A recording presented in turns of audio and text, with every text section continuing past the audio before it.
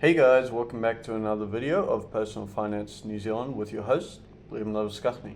And today we're going to be talking about the simple framework that changed fundamentally how I think about spending on every part of my life.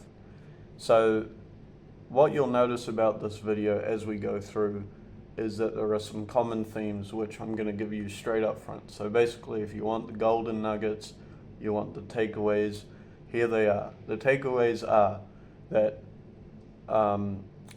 money really can buy back your time. So this is any time that you buy something as a service, when there's an element of convenience involved, where someone else is specialized in providing that area of your life, something that you don't have to do yourself.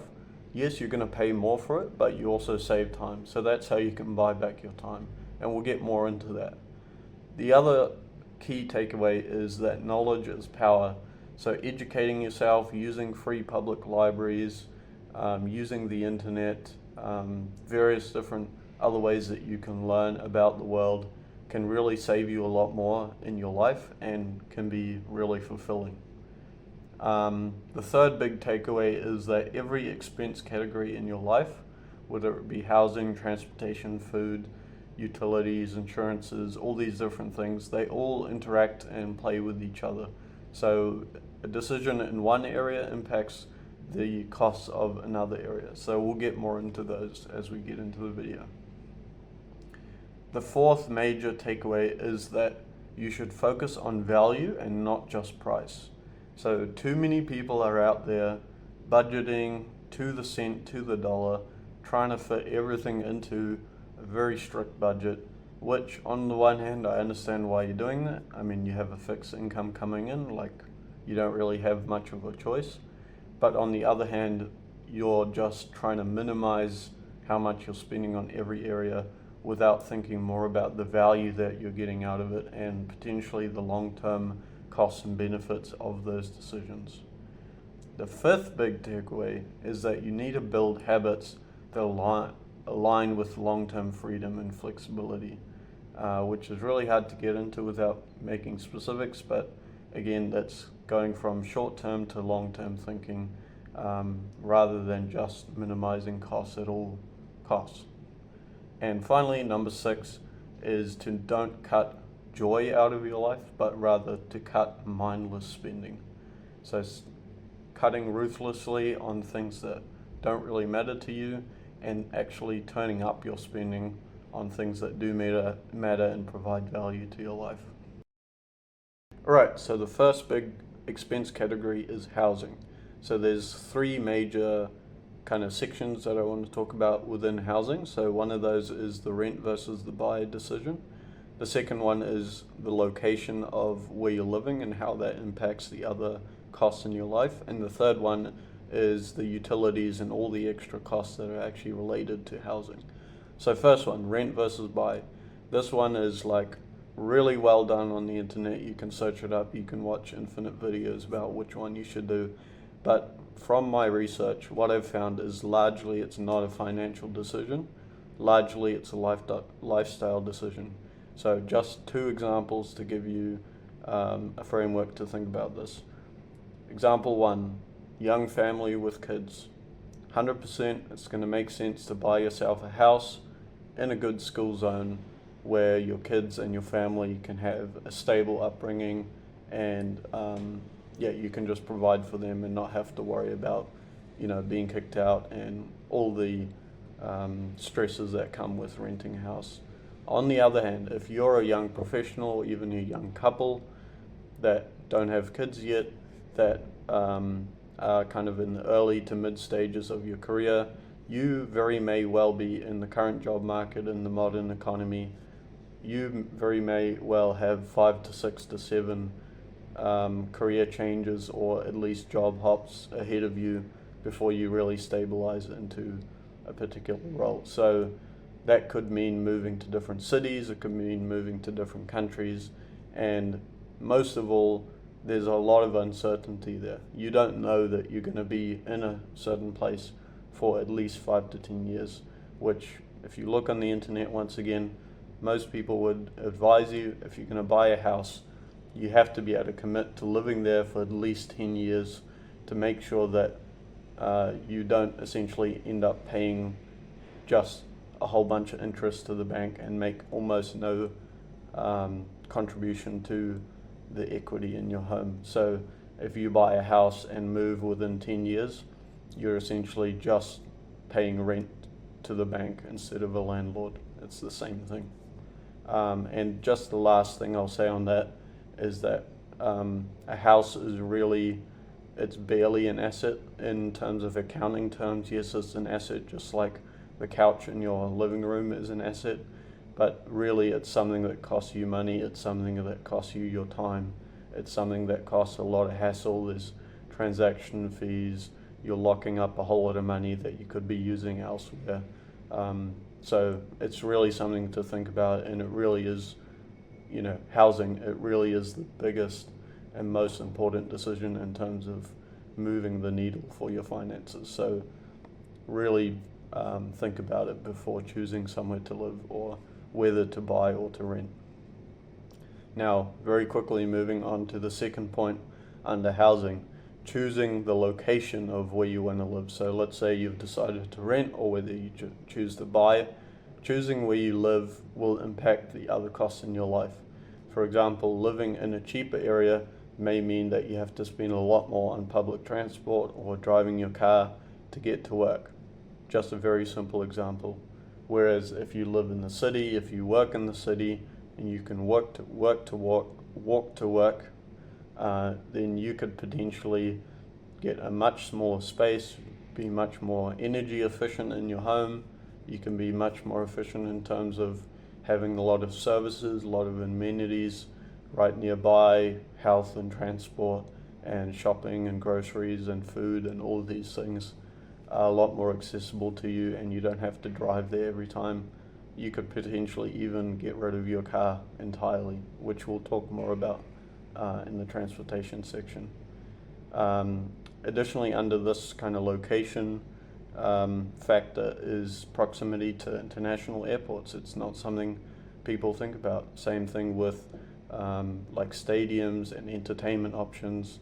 If you can jump on a bus or even walk to entertainment options or get on public transport or be very close to a good international airport, like here in Auckland, you can go to the Auckland International Airport and essentially you lower the cost of your overseas holidays just by being closer by, rather than having to pay for parking the whole time you're here, driving up to Auckland from wherever you're coming from. So that's a big factor to keep in mind. And finally, the third thing for housing is that utilities are often thought of as kind of a separate expense, not related to your housing, but they really are combined a lot. For example, if you rent an apartment, some kind of unit in the city, a lot of times they'll even offer you water included in the rent, power included in the rent, hot water included in the rent. They may even take care of all of your waste, rubbish and recycling costs, whereas other places you're going to have to get a rubbish bag or a recycling bin or these kind of things and pay extra fees there. So these all depend on where you live. Your internet costs, if you live rurally, you're going to pay a lot more in internet. Power, if you buy in an inefficient home, a bigger home than you need, you're going to spend a lot more power just heating it up, air conditioning it, all these kind of things. So utilities are really quite interlinked with your housing choice, so keep that in mind.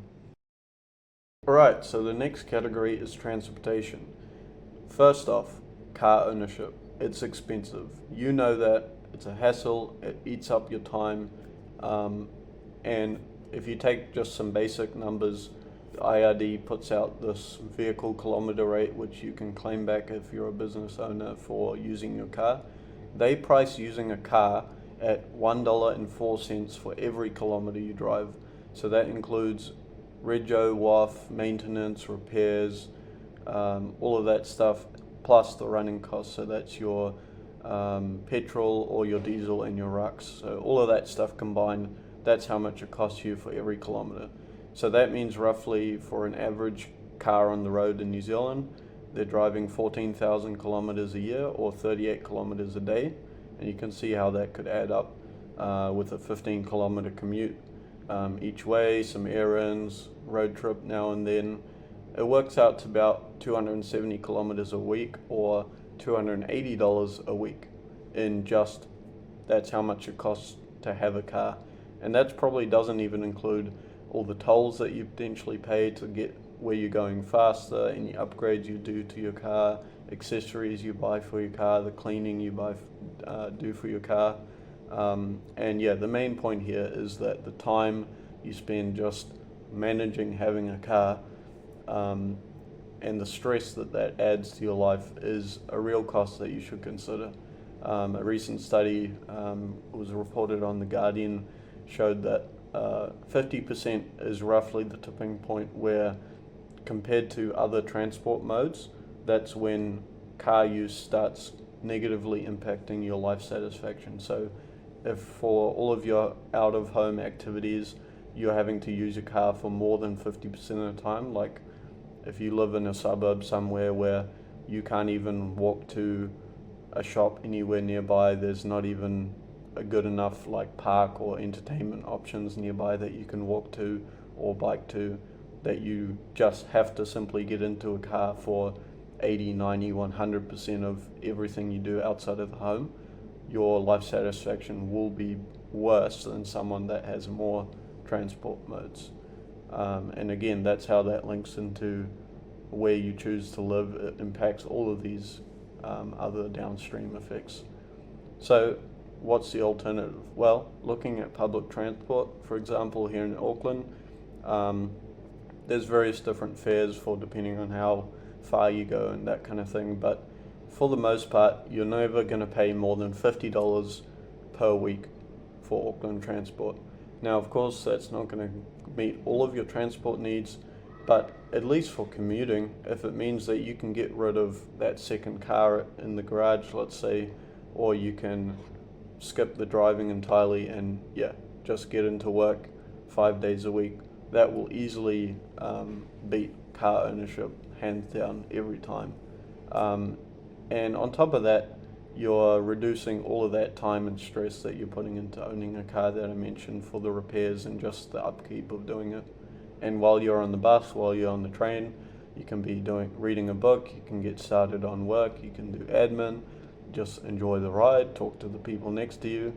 It's actually pretty nice. Try it sometime. There's so many benefits that are non-financial that people don't understand or appreciate about getting out there and actually seeing people. And we'll get to active transport next. You've also got things like ride-sharing apps, Uber, Lyft, using like Lime scooters, these kind of things. They're really fun. They're really enjoyable. You get the wind in your hair. You get to be out in the streets, really enjoying the place that you live and seeing, hey, there's a new shop around the corner. Hey, there's, they've redone that road that looks really nice, or, new developments and places that you just don't see if you're zooming past in a meter box trying to focus on the guy that's just overtaken you. And again, car rental apps. You can now, with just an app on your phone, you can find a car laying around somewhere in the street, unlock it, start driving it, using it. You can even rent vans using these apps. So like if you have to do some renovations or you have to carry something somewhere, like you don't have to own a car just for those one-off times that you do that. You can rent trailers, you can rent vans, and it's not that expensive. It may seem expensive like as a one-off, one-day thing, but again, if you're thinking more long-term rather than short-term, you'll see over the course of a year, you're going to be spending far less on transport as a category than someone that maintains a car just for those one-off expenses or one-off times. And finally, I have to mention active transport. I think in New Zealand we're really terrible with this. Like walking, running, cycling, jogging, those kind of things, they are a form of transport. You can actually use that to get around, like, if you're running late, um, to go to an event or something, it's actually not going to kill you. It's not the end of the world to just do a light jog or a light run to get to where you're going. It improves your health, you'll feel better, you get to enjoy the environment, enjoy the views around you, actually live a more social and connected life where you actually run into the same people on your walk to work or whatever it might be, which we all know is so important for our health. So again, it's a lot more nuanced, a lot more to think about in terms of transport than just I'm going to buy the cheapest car I can and get a hybrid so it's fuel efficient. Like, there are ways that you can save a lot more money than just thinking in terms of car ownership. There are other options, and it's worth exploring.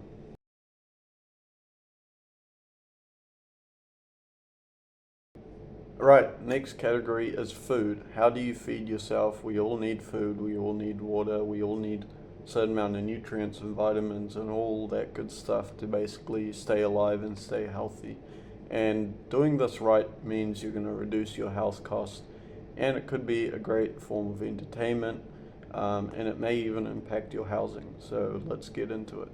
So the way that I'm going to really simplify the whole category of food costs is for you to imagine everything that you're getting when you go to a restaurant.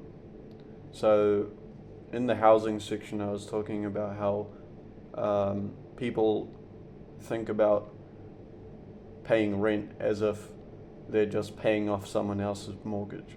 But no one uses that logic when they go to a restaurant. They don't go to a restaurant, spend $200 there and be like, oh, I'm just paying off this restaurant owner's mortgage. It's like, no, that's ridiculous. You're getting a service for what you're paying for. So what is that service you're getting? What you're getting is the building where it's located in a nice place, probably surrounded by a whole lot of other entertainment options and food options, and just a nice place to be. You'll have tables, dining tables and chairs. You'll have a server that will come and serve you and help you pick something and make sure your evening is going well, make sure the food is okay, even take it back to the kitchen if there's some kind of problem with it. You're getting a chef that's cooking the food, that's making sure it's not going to give you food poisoning, that it's of good quality, that the ingredients just work well together, are good quality, are sourced well. You're getting the menu decided for you, so you don't have to just come up with the dishes. They've thought all of that through. You get transparent pricing, so you know exactly what you're paying is how much it's going to cost, whereas if you're cooking for yourself, you don't often really know how much each individual dish is costing you. You're getting probably an entertainment experience as part of that.